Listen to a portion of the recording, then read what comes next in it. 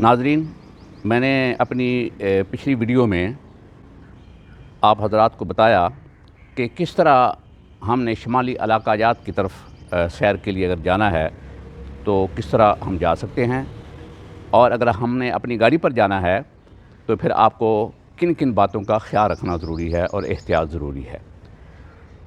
وہ ویڈیو چونکہ لمبی ہو گئی تھی تو اس لیے اگر یہ تمام باتیں میں ریکارڈ کروں تو شاید یہ گھنٹے کی ویڈیو بن جاتی، تو اس لیے وہ اتنی لمبی ویڈیو دیکھنا مشکل ہوتا ہے، اس لیے میں نے پارٹس کے اندر اس کو تقسیم کر دیا۔ یہ دوسرا پارٹس اس کا ہے۔ میں نے جس طرح پچھلی ویڈیو میں بتایا تھا کہ ان علاقوں کی طرف جانے کے لیے، یعنی گلگت، سکردو اور ہنزا کی طرف جانے کے لیے ہمارے پاس دو راستے ہیں۔ ایک راستہ یہ ہے کہ ہم مانسہرہ سے، جب یہاں سے بذریعہ لاہور سے موٹر وے ہم مانسہرہ تک، چونکہ موٹر وے جاتی ہے، وہاں تک جائیں، اور اس کے بعد ایک تو یہ ہے بشام کی طرف چلا جاتا ہے، وہاں سے پھر چلاس کی طرف آئیں۔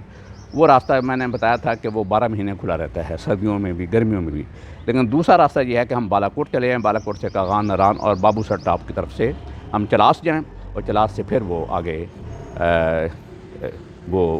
وہ جو ہے وہ گلگت بلتستان کی طرف ہم جا سکتے ہیں۔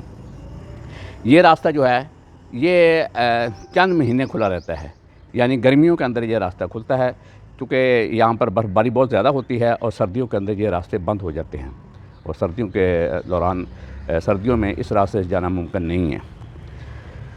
تو آپ میری ویڈیو دیکھتے رہیں گے، لیکن جلدی سے آپ یہ کریں کہ میرے چینل کو آپ سبسکرائب کریں اور لائک بھی کر دیں، اور اگر آپ اس چینل کو سرچ کرنا چاہتے ہیں تو عبداللطیف عثمانی آفیشیل کے نام سے آپ نے سرچ کرنا ہے۔ آزاد میڈیا نیوز چینل کے نام سے یہ سرچ نہیں ہوگا، کیونکہ آزاد میڈیا نیوز چینل کے نام پر بہت سے چینل ہیں۔ جب آپ وہ سرچ کریں گے تو وہ آپ کے سامنے سینکڑوں چینلز آ جائیں گے، اس لیے آپ کو اس میں سے تلاش کرنا مشکل ہو جائے گا۔ تو اس کے لیے جب آپ جانا ہو، آپ اپنی گاڑی پر جائیں یا جس طرح بھی جائیں، تو عام طور پر لوگ یہ کرتے ہیں کہ رات کے وقت نکلتے ہیں، تاکہ وہ دوپہر کے قریب وہ ناران وغیرہ کے کسی علاقے میں پہنچ جاتے ہیں، اور پھر وہاں انجوائے کرنے کے بعد اگر آگے جانا ہو تو آگے چلے جاتے ہیں۔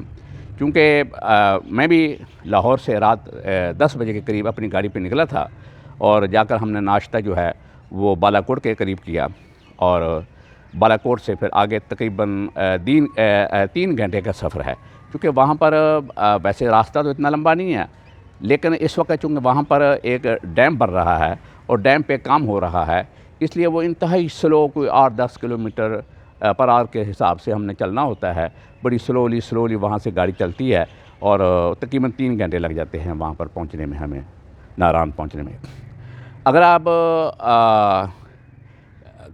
کاغان ٹھہریں تو کاغان بھی اچھا علاقہ ہے، اور کاغان سے شوگران کی طرف آپ سری پائے کی طرف بھی جا سکتے ہیں، وہ بھی علاقہ اچھا ہے۔ اگر آپ نے آگے جانا ہے تو پھر آپ کاغان نہ ٹھہریں، ناران جا کر ٹھہریں، اور زیادہ لوگ جا کر ناران ہی ٹھہرتے ہیں۔ ناران کے اندر بھی بہت سے ہوٹل ہیں، ناران سے پہلے بھی بہت سے ہوٹل ہیں، ناران کے آگے بھی بہت سے ہوٹل ہیں، ہوٹلوں کی کمی نہیں ہے، بہت ہوٹل ہیں۔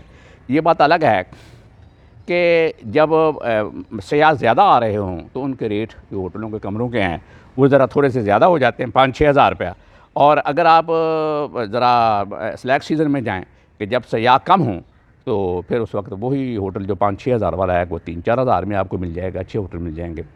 اور وہاں سستے ہوٹل بھی ہوتے ہیں، کوئی 1000-2000 والے بھی آپ کو مل جائیں گے، لیکن ظاہر بات ہے وہ اتنے صاف ستھرے نہیں ہوتے۔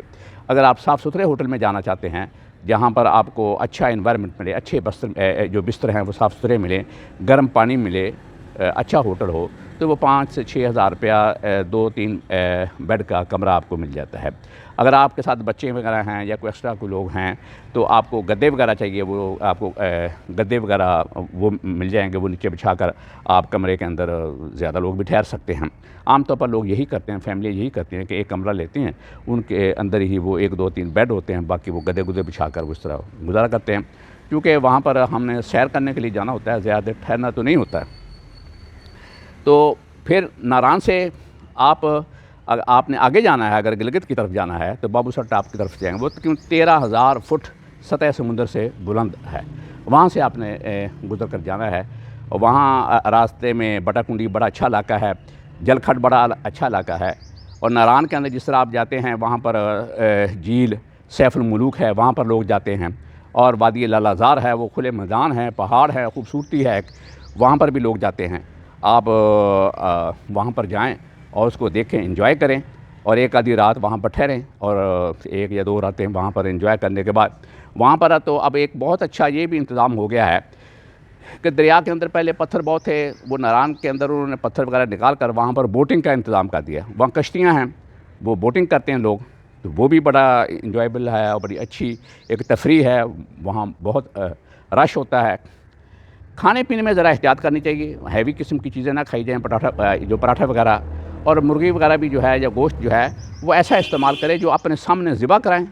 ذبح کرانے کے بعد تازہ گوشت جو ہے وہ آپ استعمال کریں اور وہ پکائیں۔ وہ جو پکایا ہے وہ ذرا اتنا اچھا نہیں ہے، میرا تجربہ بھی یہ ہوا ہے کہ وہ بعض اوقات وہ باسی ہوتا ہے، خراب ہوتا ہے، تو اس سے آدمی جو ہے وہ بیمار ہو سکتا ہے۔ اور پھر آپ جب بابوسر ٹاپ پہنچیں گے وہاں پر جا کر سٹے کریں، گاڑی کو ذرا گھنٹہ آدھا گھنٹہ کم از کم وہاں پر ریسٹ کریں۔ اس کے بعد آپ نے اگر آگے جانا ہے تو پھر آپ نے چلاس کی طرف جانا ہوگا، وہ ذرا اترائی ہے۔ آپ اونچائی سے پہلے آپ بابوسر ٹاپ کی طرف جانے کے لیے اوپر چڑھے ہیں، اب آپ نے نیچے کی طرف جانا ہے۔ جب نیچے کی طرف جانا ہے، جس سے پہلے میں نے اپنی پچھلی ویڈیو میں کہا کہ ذرا اترائی زیادہ خطرناک ہوتی ہے چڑھائی سے، اترائی کرنا ذرا زیادہ مشکل ہوتا ہے اور اس میں زیادہ حادثے کا امکان ہوتا ہے۔ اس میں بریک گرمی ہوتی ہے، بریک چونکہ بار بار یوز کرتے ہیں، اس لیے بریک کو مسلسل آپ نے بریک کے اوپر پاؤں نہیں رکھنا، بریک کو دبائیں اٹھائیں، ایسے معمولی سا اشارہ کرنا ہے، اور اس لیے سپیڈ اتنی کم رکھیں، گیئر ایسا مناسب لگائیں کہ جس سے رفتار زیادہ تیز نہ ہو۔ میں نے جس طرح پہلے کہا کہ لوئسٹ گیئر جو مسلسل استعمال کرنے سے وہ بھی اتنا اچھا تجربہ نہیں ہے، کہ اس سے بریک تو اپنی جگہ پر گرم ہوگی، اس کے ساتھ ساتھ جو ریم کے ڈرم ہیں وہ بھی گرم ہوتے ہیں، وہ زیادہ خطرناک ہو سکتا ہے۔ اس لیے لوئر گیئر جو ہے، لوئسٹ گیئر جو ہے وہ بوقت ضرورت ضرور استعمال کریں۔ جہاں بہت زیادہ آپ نے اترائی کرنی ہے اونچائی سے تو وہاں پر اس کا استعمال کریں وقتی طور پر، لیکن اس کو پھر آپ مناسب گیئر میں لے آئیں، دوسرے تیسرے یا جو بھی مناسب گیئر ہے اس کے اندر لے آئیں۔ وہاں سے پھر آپ چلیں گے تو چلاس سے جل کھڈ ہے، جل کھڈ کی طرف آپ آئیں گے تو جل کھڈ جو ہے اس سے آگے تھوڑا سا جا کر، یا تو اگر آپ جانا چاہتے ہیں سکردو تو پھر جل کھڈ کے قریب سے ہی آپ کو سکردو کی طرف مڑ جانا ہوگا۔ اگر آپ نے گلگت جانا ہے تو پھر آپ کو سیدھا آگے جانا ہوگا، وہ بھی تقریباً 1 گھنٹے کا سفر ہے۔ ہاں جی، وہ آگے جائیں گلگت آ جائے گا، گلگت سے کے اندر تو لوگ کم ہی جاتے ہیں، وہاں سے پھر ہنزا کی طرف جاتے ہیں، وہ 2.5-3 گھنٹے کا سفر ہے کہ وہ گلگت سے ہنزا کی طرف، وہ بڑا خوبصورت علاقہ ہے، اچھا علاقہ ہے۔ تو وہاں پر ہم گئے تھے مینا پن۔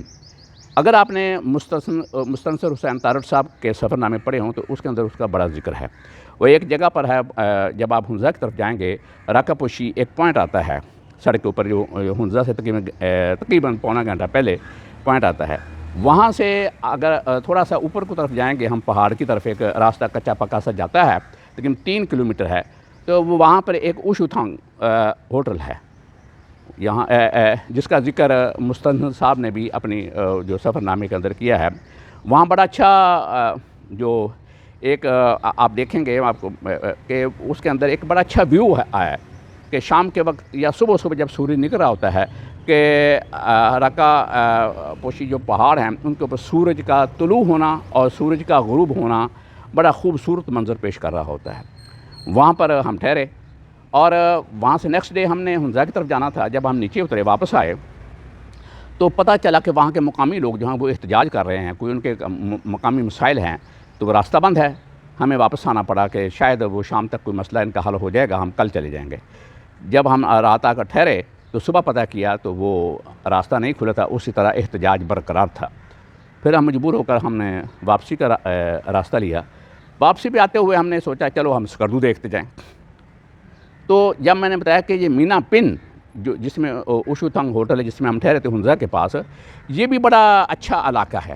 یہاں پر ایک چھوٹا سا ڈیم ہے اور یہاں پر ایک آبشار ہے بڑی خوبصورت، آپ جائیں وہاں پر آپ پورا دن گزار سکتے ہیں، وہاں آرام سے آپ اس علاقے کو دیکھیں، وہ آبشار کو ضرور دیکھیں جب آپ اوشوتھانگ جائیں تو۔ وہ مینا پن، وہاں پر کئی ہوٹل ہیں، تو بہرحال ہم جس ہوٹل میں ٹھہرے تھے اس کا نام تھا اوشوتھانگ، اور انہوں نے ہمیں جاتے ہی وہاں پہ وہ چیری جو پھل ہے اس وقت کا پھل تھا، تو انہوں نے بطور مہمان نوازی ہمیں فوری طور پر کمرے کے اندر جب ہم پہنچے تو انہوں نے پیش کیا، ہم نے کھایا، بڑا خوبصورت بڑا لذیذ پھل ہوتا ہے۔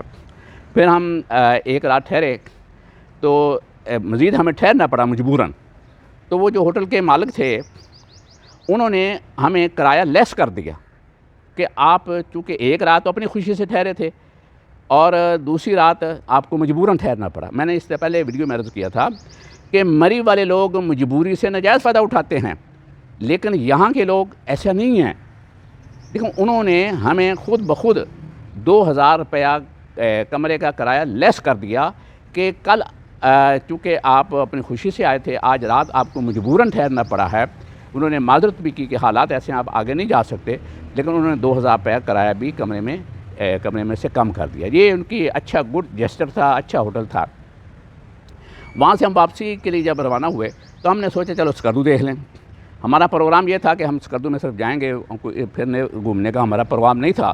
ہم نے کہا چلو کچھ اسکردو دیکھ کر واپس آ جائیں گے۔ ہاں جی، جب ہم پہنچے تو دوسرے دن ہم نے واپس آنا تھا، تو راستے میں آ رہے تھے، ہمیں فون آ گیا پیچھے سے ہوٹل والوں کا کہ سر وہ راستے بند ہو گئے ہیں، اس لیے آپ واپس آ رہے ہیں۔ میں نے کہا شاید یہ کہیں ہمیں چکر نہ دے رہے ہوں۔ میں نے کہا ٹھیک ہے جی ہم آ جاتے ہیں، تو ہم ذرا سیر سو کر لیں۔ تو ہم چلتے رہے، ہم آگے گئے تو آگے پولیس والوں نے ناکہ لگایا ہوا تھا، انہوں نے بتایا کہ جی آگے راستہ بند ہے، آپ واپس چلے جائیں۔ ہم واپس آ گئے، مجبوراً تقریباً 1 ہفتہ وہاں پر ٹھہرنا پڑا۔ سکردو کے اندر 1 ہفتہ ہمیں ٹھہرنا پڑا۔ جب ہمیں 1 ہفتہ ٹھہرنا پڑا تو پھر ہم نے فیصلہ کیا کہ چلو، چونکہ انہوں نے کہا کہ راستے اب 2-4 دن نہیں کھلیں گے، تو ہم نے کہا چلو جی، پھر ہم نے کوئی پروگرام بنایا کہ ہم نے کوئی سیر کر لیں۔ تو پھر وہاں سے لوگوں سے ہم نے کوئی معلومات لی، پتہ کیا، تو وہاں پر ہم ایک علاقہ انہوں نے بتایا کہ اپر کچورا ہے۔ اپر کچورا ایک جھیل بھی ہے اور بڑا خوبصورت علاقہ ہے، وادی ہے، اور وہ کافی بڑا علاقہ ہے۔ اس کے اندر جانے کا 1000 روپیہ پر ہیڈ ٹکٹ ہے، اور اس کے اندر کم لوگ جاتے ہیں، لیکن اس کے اوپر سے پہاڑی کے اوپر کھڑے ہو کر بڑا اچھا ویو آ جاتا ہے، دیکھ لیتے ہیں۔ ہم اندر نہیں گئے کہ ہم نے کہا ہم پر 1000 روپیہ پر ہیڈ ہم دیں گے، خام خواہ کیوں، چونکہ ہمیں کسی نے گائیڈ کیا تھا کہ اندر جانے کی زیادہ ضرورت نہیں ہے، آپ وہاں کھڑے ہو کر اس کا ذرا ویو دیکھ لیں، کوئی تصویر وغیرہ لے لیں، وہ لے لیں۔ تو ہم اپر کچورا جھیل کو بھی دیکھا، اوپر سے صاف نظر آتی ہے، اور وہ وہاں ہوٹل ہیں کافی سارے، اور میدان ہیں، خوب گرینری علاقہ ہے، تو وہاں اندر جانے کی اتنی خاص ضرورت نہیں ہے۔ تو ہم نے سارے علاقے کو دیکھا۔ تو اس کے بعد ہم جو شنگریلا جھیل ہے، تو شنگریلا جھیل وہ سوری میں آپ سے یہ کہنا گا، وہ اپر کچورا جھیل جو ہے وہاں پر تو جانے کی کوئی ٹکٹ نہیں ہے، لیکن جو شنگریلا جھیل ہے وہاں پر جانے کا ٹکٹ ہے۔ یہ میں اپر کچورا کا نام لیا، اپر کچورا جھیل میں کوئی ٹکٹ نہیں ہے، وہاں پر ہم گئے اور وہاں پہ جا کر ہم نے بوٹنگ بھی کی اور وہاں انجوائے کیا۔ اور شنگریلا جھیل ہے اس سے پہلے آتی ہے اپر کچورا سے، تو وہاں پر ہم اس کو دیکھا اور وہاں پکچر وغیرہ بنائی۔ ہم نے شنگریلا جھیل کا بھی جو اس کو دیکھا، وہ نظر آ جاتی ہے باہر سے کھڑے ہوئے، اور وہاں پر کافی ہوٹل ہیں۔ وہاں پہ پھر ہم نے جیپ کے ذریعے ہمیں جانا پڑا، وہاں پر ایک سوگ ویلی ہے، وہ بھی ایک دریا سا ہے، چھوٹا سا کوئی ندی گزرتی ہے۔ وہ یہ جتنی ندیاں گزرتی ہیں، چھوٹے چھوٹے دریا ہیں، یہ سارے آ کر اکٹھے ہو جاتے ہیں۔ وہ جو گلگت کی طرف سے دریا آتا ہے، اسے دریا سندھ کہتے ہیں، تو وہ گلگت کی طرف سے جو دریا آتا ہے، یہ سارے دریا اس کے اندر شامل ہو جاتے ہیں، آگے آ کر بڑا دریا سندھ بن جاتا ہے۔ تو پھر ہم سوگ ویلی گئے۔ سوگ ویلی وہاں کی زبان میں کانٹے کو کہتے ہیں۔ وہاں جو ایک خاص قسم کی بوٹی ہے، اس کے اندر کانٹے بہت ہوتے ہیں، اس لیے اس کا نام سوگ ویلی پڑا ہے۔ وہاں پر عام کار گاڑی نہیں جا سکتی، وہاں جیپیں ہی جاتی ہیں۔ وہاں پر ہم گئے، وہ سوگ ویلی میں کچھ وقت گزارا، پھر ہم واپس اپنے ہوٹل میں آ گئے۔ پھر ہمیں یہ بتایا گیا کہ یہاں پر ایک شنگریلا نہیں شگر ویلی ہے، یہ نام ذرا کنفیوز ہو جاتے ہیں، اس لیے میں معذرت خواہ ہوں۔ شگر ویلی کی طرف ہم گئے۔ شگر ویلی بھی خوبصورت علاقہ ہے، وہاں پر ایک شگر فورٹ ہے۔ شگر فورٹ وہ اب ایک کمرشل ہو گیا، ایک قسم کا ہوٹل کی شکل اس کو دے دی گئی ہے وہ فورٹ ہی ہے، لیکن وہ اس کے اندر انٹری کے بھی تقریباً میرا خیال 400-500 روپیہ پر ہیڈ اس کی انٹری ہے۔